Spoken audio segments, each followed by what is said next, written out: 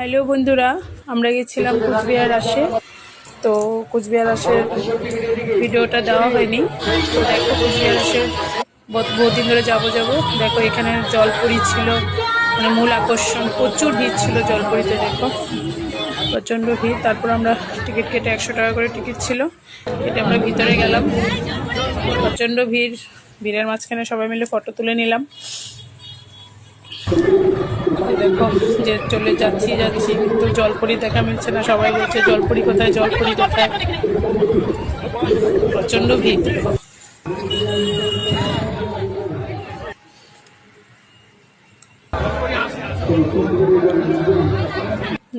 যেতে যেতে তারপরে দেখলাম জলপরীকে। দেখো এবার কুচবিহার আসে মূল আকর্ষণ। কিন্তু জানো, ওরা জলে থাকতে থাকতে পুরো হাতগুলো ওদের সাদা হয়ে গেছে। আমার বহুত খারাপ লাগছিল। সামান্য পয়সার কারণে কত কষ্ট করতে হয় মানুষকে।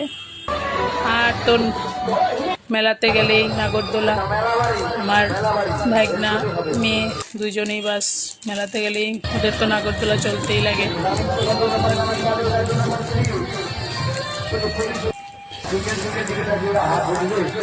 নাগরদোলার টিকিটের 50 টাকা করে ছিল, ভালোই ছিল। ভাবছিলাম এটাতে উঠবো সবাই মিলে, কিন্তু যা দেখে আর মানে সাহস করে উঠতে পারলাম না। তারপরে গেলাম এই দাদার পানের দোকানে, বেনারসি পান ভান্ডার, খুব ভালো ছিল পানগুলো, খেতে খুব টেস্ট ছিল। তারপরে তন্দুরি চায়ের দোকান, এটাও খুব টেস্ট চাটা।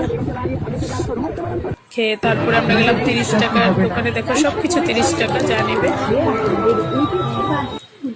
ভাল লাগলো। তারপরে গেলাম ভাপা পিঠা, পাটিসাপটা, ওগুলো খেলাম। তারপরে 5 টাকার দোকানে, দেখো কি ভিড়। 5 টাকার দোকানে প্রচুর ভিড় ছিল। তারপরে যখন একটু খালি হলো তখন আমরা গেলাম। প্রচণ্ড ভিড় ছিল 5 টাকার দোকানে।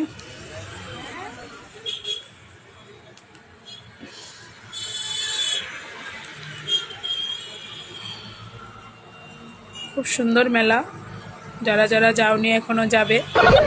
20 তারিখ অব্দি মেলা আছে। এটা ছিল ভুতুড়ে গুহা। দেখো কি হাসির, এখানে ভূত সেজে সেজে সবাইকে ভয় দেখাচ্ছিল। দেখো কি ভূত, দেখো ভূতগুলো সাইড থেকে আসে, খুব মজা লাগছিল। এটাও কিন্তু খুব সুন্দর। সেই প্রথমবার দেখলাম এটা। যারা যারা যাওনি যাবে, 50 টাকা করে টিকিট। ভুতুড়ে গুহা।